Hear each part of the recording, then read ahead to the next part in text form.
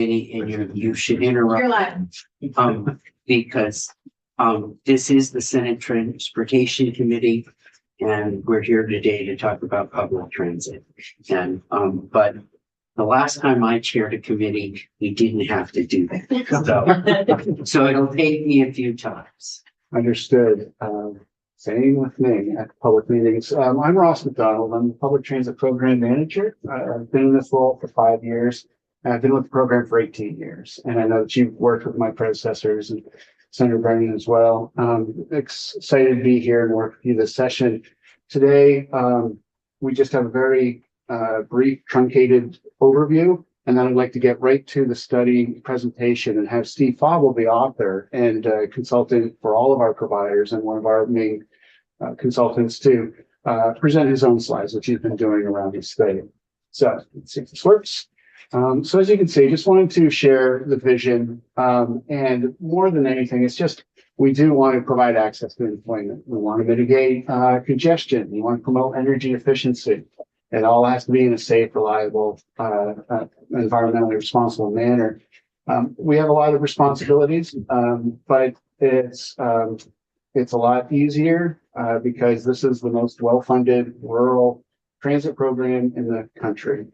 We receive formula funds from FTA, as you can see to the right, and those formula funds about $13 million a year.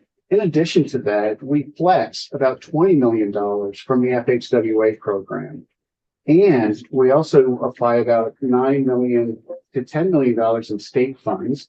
And our local operators generate about that same amount of $9 or $10 million to support all of the services that we have. Our 25 budget is about $48 million. And again, it's important. Most states just use their formula funds, a little bit of state maybe, and that's their program. And in Vermont, we're quite different. And as a result, we have our fixed routes, deviated fixed route services, demand response services that include our older adults and persons with disability, combined with the Medicaid non-emergency medical transportation program, a contract with DEVA at AHS. We also provide funds for intercity service. We have a one-click, one-call transportation demand management program called Go Vermont for anybody that seek van pools, car pools, bus and ferry information, train information. And a few years ago, we stood up a mobility and transportation innovation grant program. And we just received an injection of funds last year with using carbon reduction program funds to further develop that program. Real quick, our public program updates, incorporating those new funds. We're looking at $3 million for the Mobility and Transportation Innovation Program. We already have flexed in $2.9 million for e-sprinters, the smaller vans that we use for demand response, and some fixed routes, along with their related charging infrastructure. And this year we'll be looking to flex in $3 million to support our operations. When we bring those federal carbon reduction program funds over, we can use those for operations at 80% federal, 20% non-federal match. Generally, our formula ops are 50-50 federal, non-fed. So that is a good bargain for our non-federal state funds. A lot of folks are aware of our microtransit programs. We have 6 regions are part of these pilot programs. And we'll be sharing throughout the year some key performance indices, comparing it to other modes of transportation. We developed the General Transit Feed Specification app with a consultant and Google several years ago, and is now a federal requirement for National Transit Database reporting. And as a result, we stood up this data, and we have a free transit app where over 13,000 people use it every day to see where their bus is and where it's going and when. We've also been fairly aggressive in incorporating electric vehicles. To date, we've received funding for about 65 e-buses, or about 15% of our fleet. And we have about 18, 20 on the road as of this time. we're spending a lot of time in this next year to clear the pipeline of those obligations. And we've changed some of the types of vehicles we'll be spending those funds on due to specifications. And we will clear the books on those EV buses to see what those operational impacts are, see if we can further electrify, or if we need to wait for different specs, or if we need to change our operations. Overall, it's also nice to share that our ridership has largely returned or exceeded pre-COVID levels by route. It's the commuter routes that continue to lag, and surprising no one. We were around 5 million trips pre-COVID, and we're just shy of that. Almost all of those trips can be attributed to the lower ridership that we're seeing in our commuter routes. Just goes to show that folks need the service, and as soon as the service was stood back up, we had the ridership back on the buses. So just challenges, opportunities, and we'll get right to Steve if that's okay. The costs are increasing to maintain existing services. The 20-30% increases post-COVID, post-inflation is really putting a strain on our ability to sustain current services. Our volunteer driver numbers still haven't responded to pre-pandemic. We had about 300 volunteer drivers around the state to help us drive the per trip costs down by providing a mileage reimbursement rather than a fully transit hourly rate. And as a result, that is increasing our demand response services. And we're coming up with a community driver program and pilot, seeing if there's other options in between that mileage reimbursement and full transit rate. Are there areas in between where we can do gig driving contracts, or bringing folks on at a lower wage to drive sedans, that type of stuff that's being done around the state. Of course, no matter where we go nationally, and they go, well, we got to hear from Vermont. You know, this, how'd you get all that funding? And then in Vermont, it's, where's the funding programs? There are mobility gaps, and they persist. And it's something that we spend a lot of time trying to carve out, you know, how to address certain folks, like our Recovery Job Access Program, an extension of our demand response program after working with AHS and seeing the effects and costs associated with not getting to non-eligible trip destinations. But the system's been rebuilt. The program is to sustain services and not grow outside of demand response. We know that this is a tough financial time for us, and the overall, and we'll see in the program overview, $36 million budget when I got here 5 years ago. It's now 48 million. We know that those increases are generally not going to be sustainable, and we have some options. A quick question.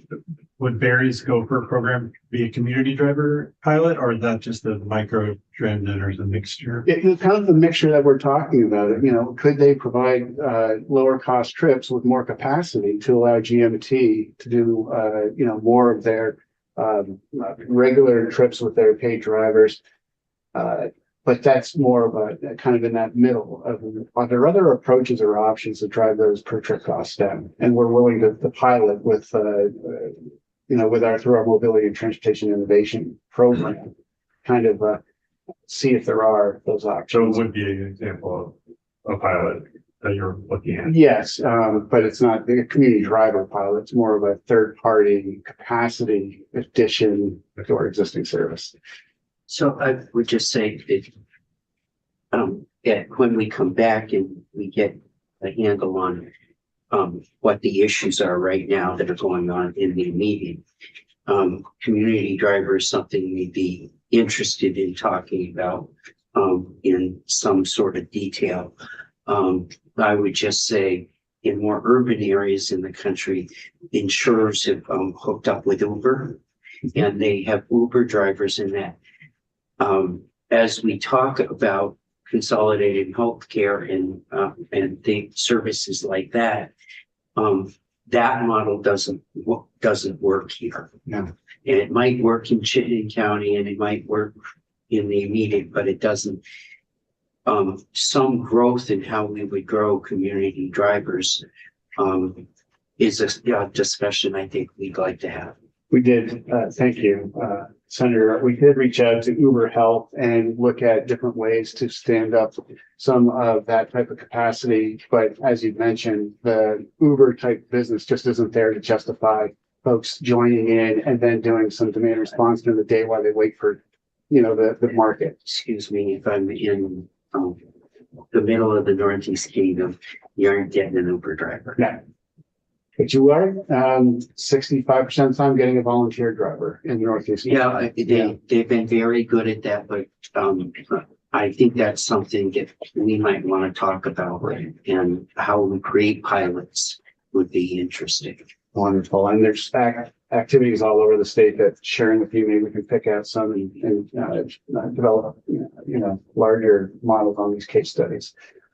But any rural provider region adjustments, we've gone from 13 providers to 7 since I've been around, and we have an opportunity to move to 6.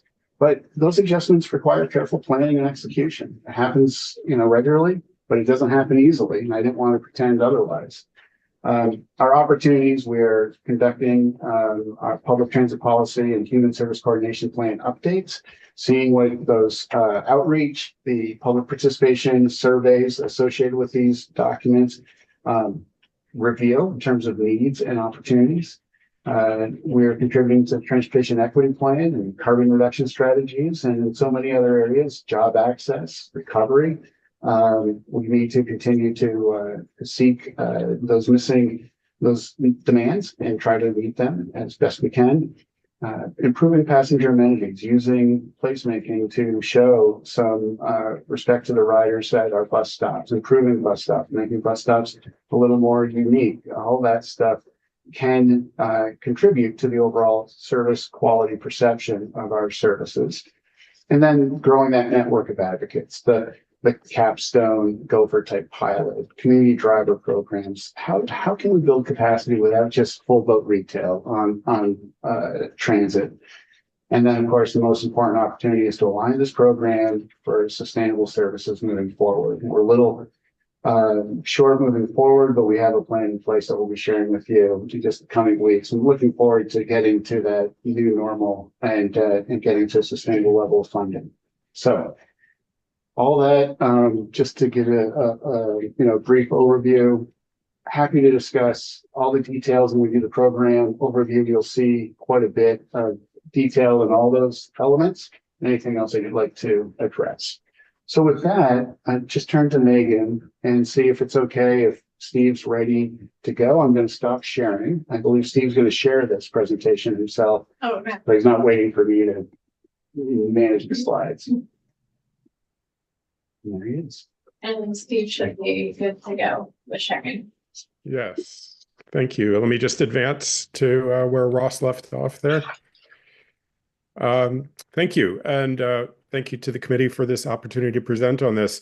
This presentation has been given 4 times roughly in this form so far, once to PTAC and once to each of the 3 boards that are deeply involved in this. GMT's board, you can see that's the last version that we're using, TVT's board and RCT's board. And each time it's taken about 40 minutes. I know we don't have that much time today, and I know this is not the last opportunity to talk about this. This presentation does sort of provide everything in depth, and so we're going to treat it with a high level and leave some time for questions at the end, and then we can come back to it more in depth at a future meeting whenever you're ready for that. So just a quick overview, there's lots of sections to this. It's 20-something slides, and we'll go through them. I'm not going to spend any time on this right now. But just to remind you, the purpose of the study, this is the language from the transportation law from last session, to work with these other agencies and to look at GMT's rural service, basically to analyze the cost and benefits of GMT operating that rural service compared to the alternate providers. And this study is related to and parallel to some other efforts going on. GMT did an organizational assessment that I worked on with Aplum Consulting. That's largely complete. The service reductions that you're well aware of that I'm sure Clayton will be discussing in more detail tomorrow, and the long-term fiscal sustainability work that's been going on. You probably recall the non-federal match study from last year. previous studies, and you know that there's an ongoing study of transportation funding going forward. It's a very brief history of CCTA and GMT's management of rural service between 2003 to 2011. I'm calling the era of expansion. 2003 is when it began. Wheels Inc. went bankrupt in central Vermont. CCTA was asked in short order by VTrans to stand up a new service and created a new nonprofit called Green Mountain Transit Agency that expanded into the Mad River Valley with seasonal service and into Stowe. It created Link Express routes over a series of years. It took over the network in Northwest Vermont and Franklin Grand Island in 2008. And those agencies formally merged by an act of the legislature in 2011. The board was expanded to include the 4 rural counties. And at that time, if you look at the total administrative and management staff of CCTA, it was up to 24 staff members. In the following decade was the period of contraction. Urban ridership peaked in 2012, and then there was a driver strike in 2014. Several services in Lamoille County were transferred to RCT in 2020.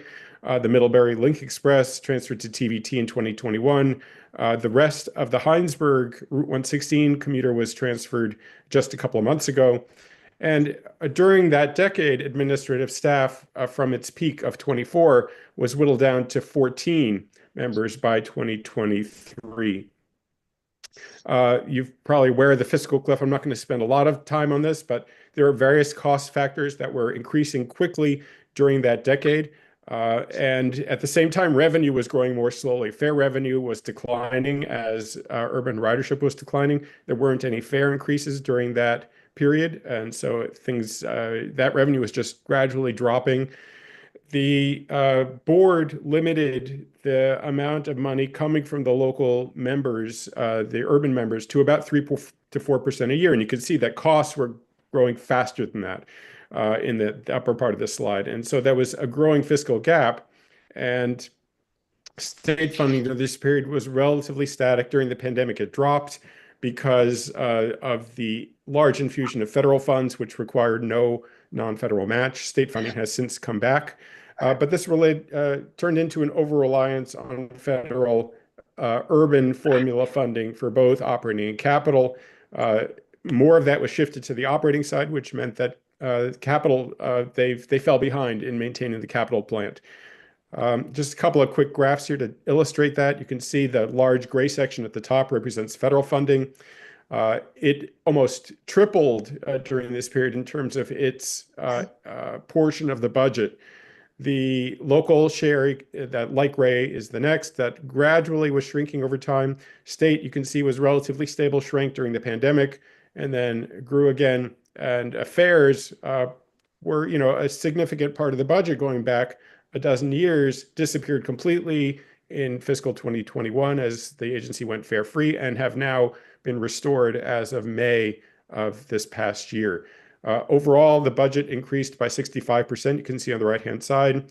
You can see the state and local sources did not maintain pace with that. Federal took up most of that, and fares for this period, went down quite a bit, and will come back in the coming period. Just another way to look at this, you can see the blue line at the top is the federal share, was hovering around 40% for most of the years of this period, and then rose up to over 70% during the peak of the pandemic.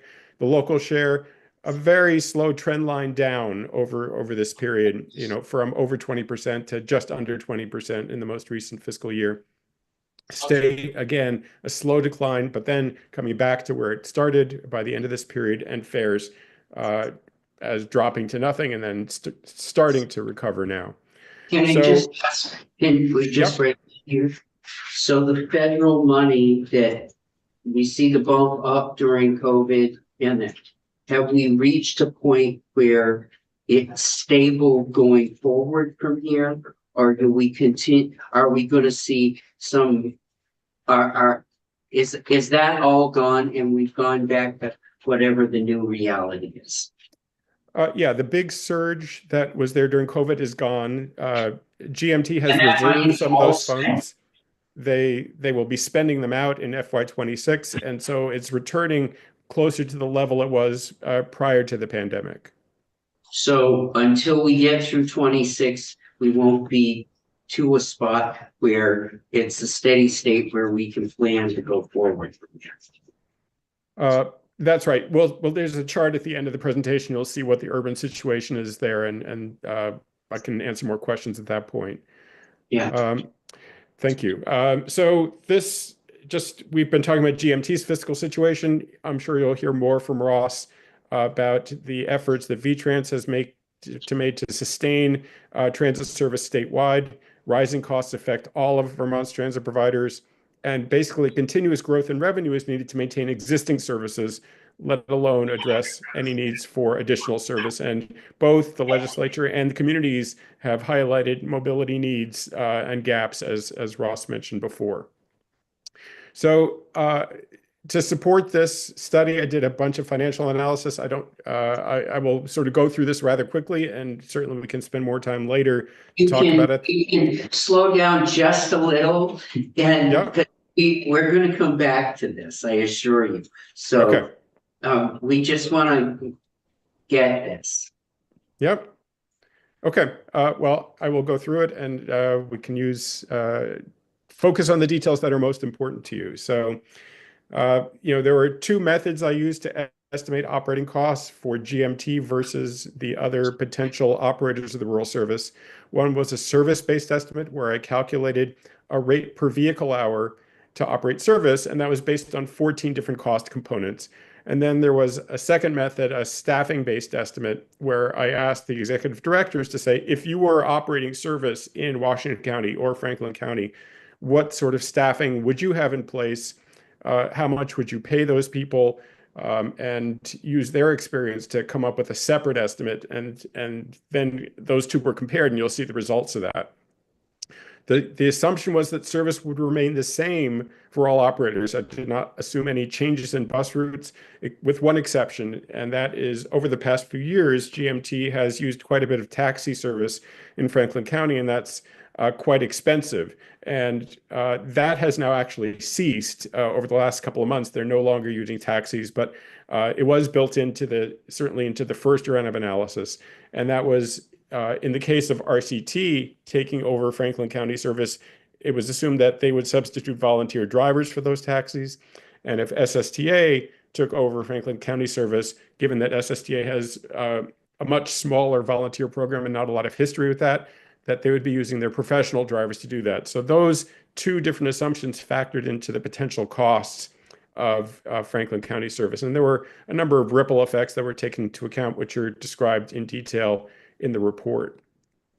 So this table shows the results of the analysis I did over the summer. And this is based on fiscal year 2024 cost factors and also the staff estimates. And you can see, if you look across, generally the service-based estimate and the staffing-based estimate are consistent, with the exception of the third row where we looked at RCT operation of service in Berlin. But otherwise, they're pretty close, within a few percentage points. The results of this are summarized on a separate slide, so I'm not going to go through every number here, but you can see that there are differences between the cost level if GMT operates service either in Berlin or service based in St. Albans, and if RCT, TVT, or SSTA operates those services. And the gap is about 200 to 300,000 for TVT in Berlin, and in Franklin County, the gap is closer to 600,000, where RCT or SSTA would be less expensive than GMT's operation. And there's also gaps, you can see at the bottom of the table, for seasonal services, that some money would be saved by TVT operating the Sugar Bush service, around $60,000. And if RCT operated the Stowe seasonal service, that would save about $170,000. And that, again, is based on FY24 data. So with the beginning of FY25, I was asked to redo this analysis because a number of the cost factors have changed. And with this new analysis, which is based on data from the first quarter of state fiscal year 2025, the financial gaps are larger. GMT's costs have risen at a faster clip than the costs at the other agencies. So you can see that comparing GMT to TVT in Berlin, that's now about 1.2 million difference instead of being like in the $300,000 range. And for GMT versus RCT in Franklin County, that's also about 1.2 million as opposed to 600,000 or so. And the gaps for the seasonal service have also increased. Instead of being 65,000, it now looks like 200,000 and more than 300,000 for Stowe seasonal service. Now, I have to say that these gaps, in my opinion, overstate the savings, and we'll come back to that at the end of the presentation when we look at the actual forecasts. What are the reasons why GMT's rate has gone up more quickly? So based just on data from the fiscal first quarter of the fiscal year, GMT's rate is 32% higher than last fiscal year. Now, that is a really big number, and I think that really overstates the case, and we'll come back to that again. Now, it's usually the case that in the first quarter, GMT's costs are higher than they are for the full year because seasonal service kicks in the second and third quarters. That increases the denominator in this calculation, more service on the street, and that tends to lower the hourly rate of service. And so if you calculate that in and just use the quarter one data as it are, that implies that GMT's rate would be about 23% higher than fiscal 24. Still a big number, but not quite as big a number as 32. What are the reasons for the rate increase? The number of vehicle hours reported are less than the prior year, and I'm working with GMT staff right now, and we think that the numbers as reported are actually too low. And when those are adjusted, these rate increases are going to come down some. There were new contracts put in place through the collective bargaining process, and there were generous pay raises for drivers, dispatchers, and mechanics. That certainly increased costs. A differential was set up so that supervisors would have a 15% pay premium over driver pay rates, which wasn't there before. That, again, increased the costs. Additional staff was hired to manage the rural service. Now, you might recall that management staff had dropped from 24 people to 14 people, and the organizational assessment showed clearly that GMT staff was stressed, that they did not have adequate resources to manage the rural service. And under Clayton's leadership, some hiring has happened.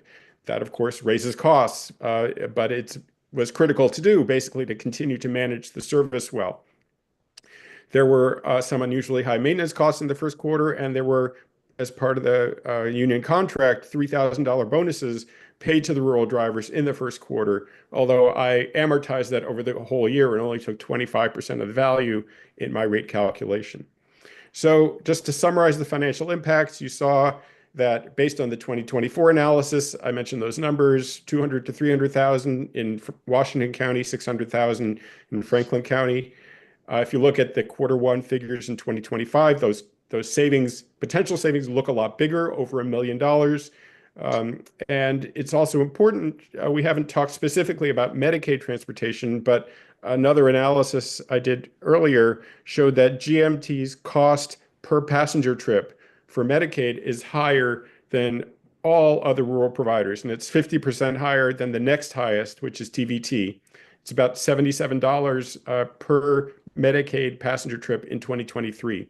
And some providers like RCT, GMCN, they're down in the $30 to $40 per passenger trip. So having a different provider in Washington and Franklin counties who could provide Medicaid service at a lower rate would benefit all VPTA members, because it would just mean more money to go around for everyone else, since that's relatively fixed pot of money to serve all Medicaid trips in the state. Because GMT has union agreements with the Teamsters Union and SSTA and RCT do not, this was important to look at. TVT does deal with the same bargaining unit of the Teamsters as GMT does. So that would ease a transition of service in Washington County from GMT to TVT. It's not going to be a snap of the fingers, but it's there's an established relationship there. RCT and SST drivers are not unionized. There is no doubt that the Teamsters would work hard to continue a union presence in Franklin and Grand Isle.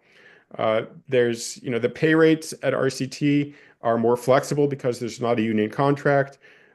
Not all drivers in Franklin County need CDL, that is commercial driver's license certifications. That lowers the potential pay rate because usually there's a premium for a driver with CDL certification, but You don't need that certification if you're carrying 14 or fewer passengers. And a lot of the service in Franklin County's demand response and only has 3, 4, 5, up to 10 passengers on the vehicle at one time. It should say that nothing is preventing the Teamsters from trying to organize drivers at any rural agency now. They have not yet been successful at RCT. There have been attempts in the past. But to say that because RCT would take over Franklin County, they would suddenly unionize, it's possible, but it's not necessarily the case because the Teamsters could go to Lyndonville and try to organize right now if they wanted to. It must be recognized that handling that union relationship in Franklin County may be the greatest challenge in any potential service transitions. Quickly about facilities, you're probably aware that the facility in Berlin is prone to flooding. It's flooded twice. There is some federal funding available. GMT has done some initial planning work on this, but progress has been slow. A new facility is needed urgently, but the scope and size of that facility is not yet defined. And depending on who operates the service in Berlin, that new facility somewhere in central Vermont could have different size and scope. So if GMT were to build it, it would probably include heavy maintenance, probably be a larger facility, so that because Burlington is about 40 miles away, they don't want to be transferring buses to do heavy maintenance there. So you'd need a local facility with heavy maintenance. So that would cost over $10 million. If TVT were to operate service, and if TVT gets the money to renovate or rebuild its Randolph facility, which is in need of renovation, heavy maintenance could be done in Randolph. That's only about 22 miles away. And so it would be less onerous to transfer buses from central Vermont down to Randolph for heavy maintenance. And so you could have potentially a smaller facility in central Vermont costing, maybe $5 or $6 million. No matter who operates service in Franklin County, the current leased facility would continue to be used there. So we looked at what are the impacts on GMT. As I mentioned, the organizational assessment found the staff to be stressed and lacking resources, wishing that, I wish there were two of me so I could do the urban and the rural service. It has to be recognized that rural service is much more complicated to manage than urban service. Yes, the urban service is bigger, but it's pretty much just one thing, running fixed route buses and overseeing the ADA paratransit. In rural areas, you have multiple demand response programs. You have to manage the crew of volunteer drivers. You have microtransit service. You have seasonal service. There are multiple subrecipients. It's just a much more complicated service to manage. TVT and RCT do that all the time. All of their services like that. And so for them to do the GMT rural areas would not create new burdens on them. Obviously, it's more to manage, but it's not a difference in kind. But GMT, when they took over rural service, had to learn all this stuff, which was not part of the urban portfolio. And cutting back to the urban service would relieve GMT staff of a lot of this complicated management. It's also important to recognize that urban costs would rise because overhead is now shared roughly 70-30 between the urban area and the rural area. And assuming that management staff in Burlington would stay the same, that 30% that's now charged to the rural service would go onto the urban service. And it's also important to recognize that cash flow would be an issue if the rural service was taken away. VTrans pays for rural service upfront. That eases the cash flow for all of GMT. In contrast, the urban service the urban money that GMT gets directly from the Federal Transit Administration is paid in arrears. Sometimes there's delays. And so for GMT not to have to borrow lots of short-term money, there would need to be some arrangement worked out with VTrans and the legislature to have to ease the cash flow issue. Quickly, further impacts, the Board of Commissioners would have to change. Presumably, you would no longer have rural representatives on the board if there's no rural service. This does offer an opportunity to rethink how the GMT board for the urban service would be structured. It could go back to, purely representatives from the municipalities that are members, but, a separate study could be done to look at other representation, including regional organizations, partner institutions, or riders in the general public. And there would be a number of changes in interregional commuter services if this rural service changed. So to get to the recommendations, we're nearing the end of this. It's recommended that really an all or nothing approach to rural service be taken rather than to say, well, GMT would give up one area but keep the other area. Because again, this gets back to the complication of managing rural service. You wouldn't really save all that much administratively if they still had to administer the Medicaid program and all these demand response programs and all that other stuff. So it's if you're going to take away some of the rural services, it's best to take away all of it.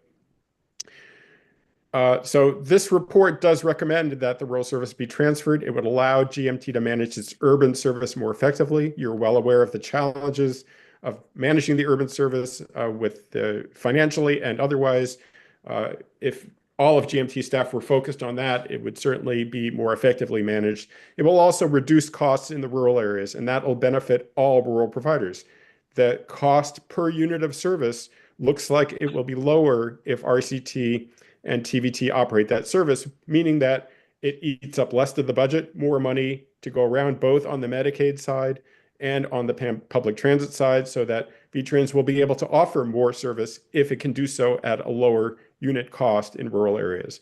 So the recommendation is that Washington County service be transferred to TVT, the Mountain Road Shuttle go to RCT, Franklin County service, other than the commuter routes, would go to RCT, and the two commuter routes left in Franklin and Grand Isle, the Alberg and Richford, would stay with GMT and be linked up, connected to the St. Albans link and through routed to Burlington. A potential implementation timeline next fall or this coming fall, the Mountain Road Shuttle could already go to RCT. RCT could begin to operate some demand response service in Franklin County in fiscal 26 to help reduce the pressure on GMT and increase the amount of volunteers, helping again to lower the unit cost.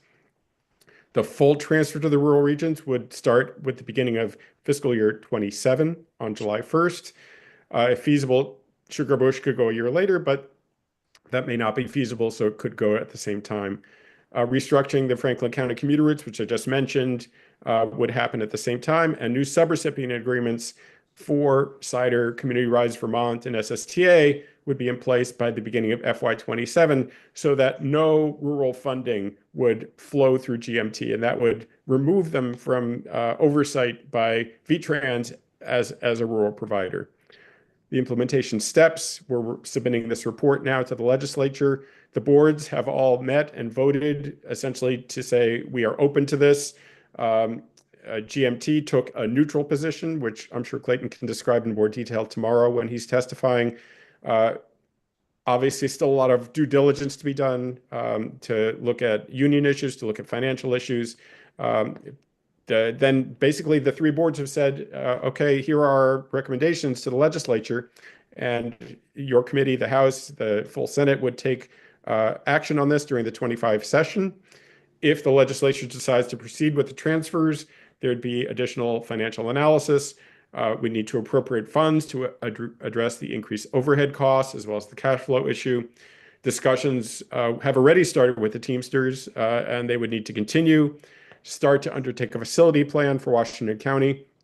And then next summer and fall, these agencies would all begin to develop FY27 budgets to address the service transitions. The last part of this presentation is to address what the legislature asked for, which is a 3-year cost and revenue plan. There are key assumptions here that I used FY26 and 27 budgets from the agencies to the extent they were available to say what are their projected inflation rates or cost increases. And I assumed 3% for the out years when they didn't have projections.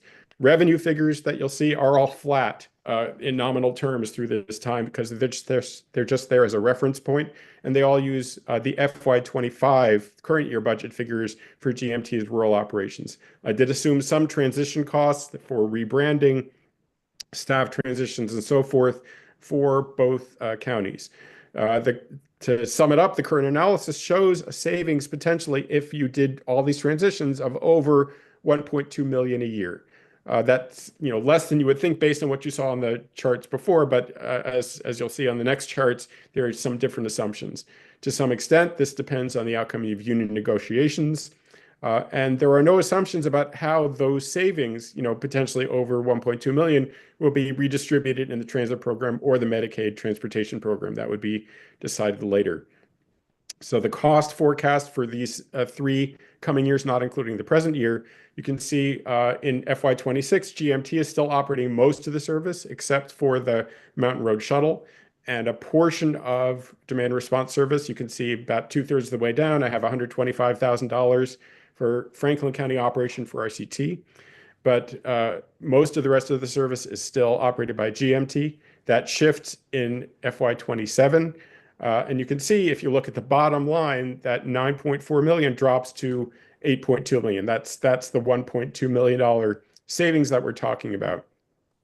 And then the transition is completed in FY28 with the shifting of the Sugarbush service, although that may happen in FY27.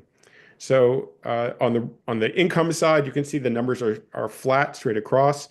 There's 9.11 million in these different funding sources for FY25. You can see that it looks like for FY26 there'd be a deficit of about $300,000, which is not unexpected, but that would turn into a surplus of over $800,000 and over $900,000 in the out years if these transitions were made. So that's a significant net savings.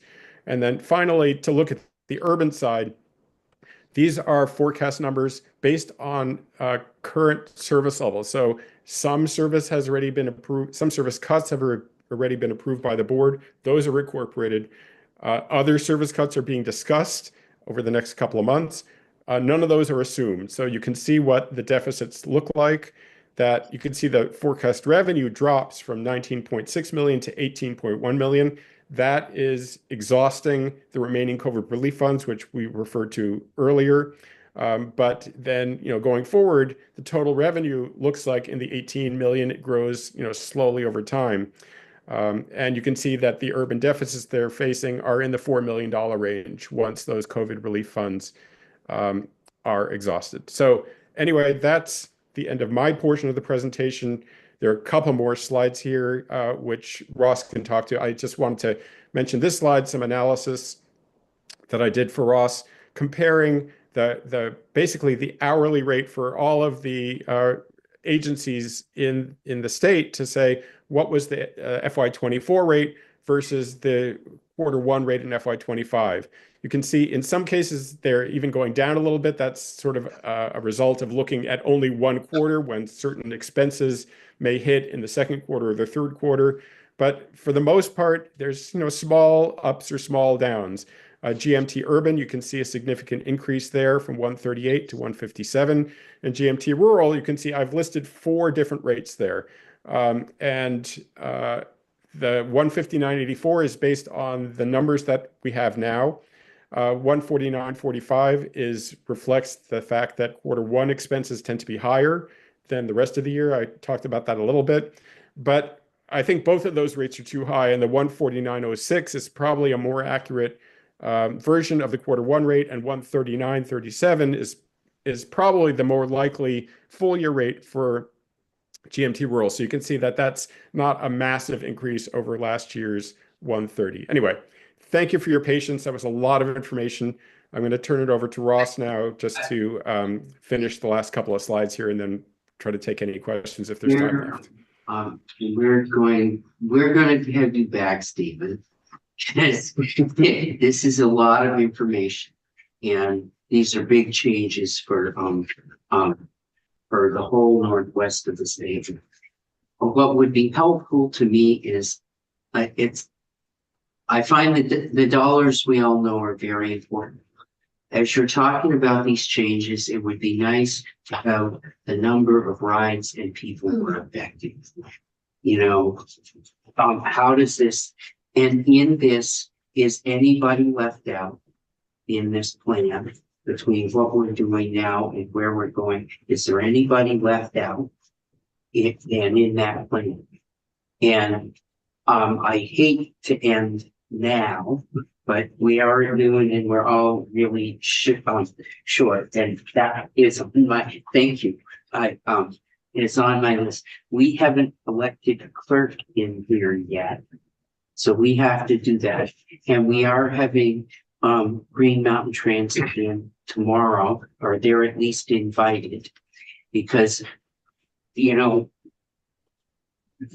for me, I need to hear how people are going to be affected in this, and to comprehend all of this is really quickly, but this is a big change.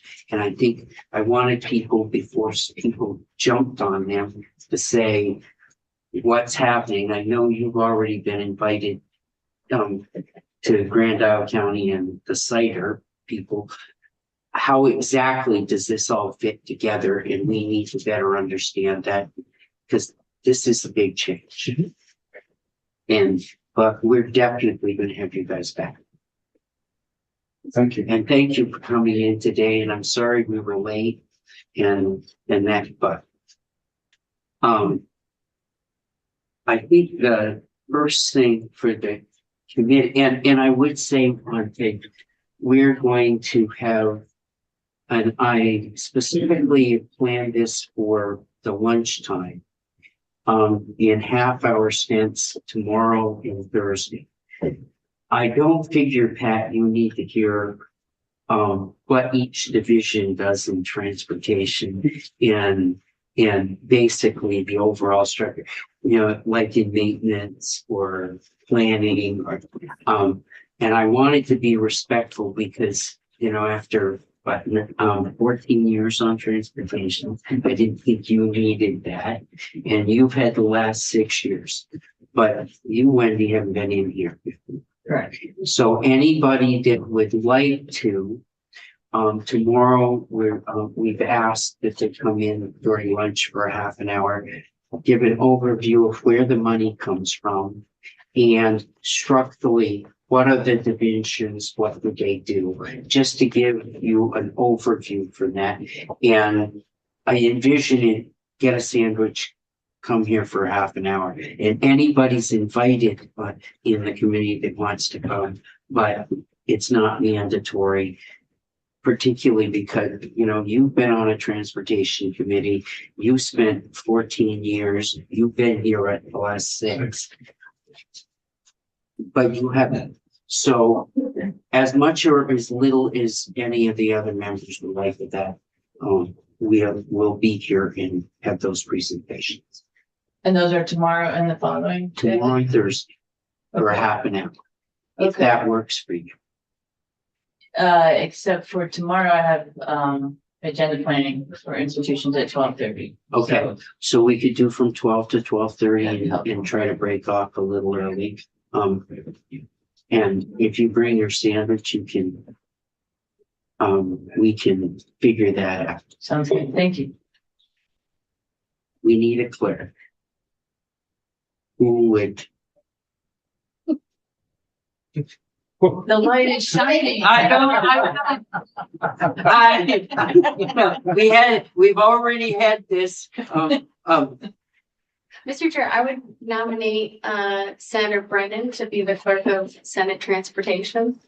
Is there a rule that you can only be the clerk in one committee?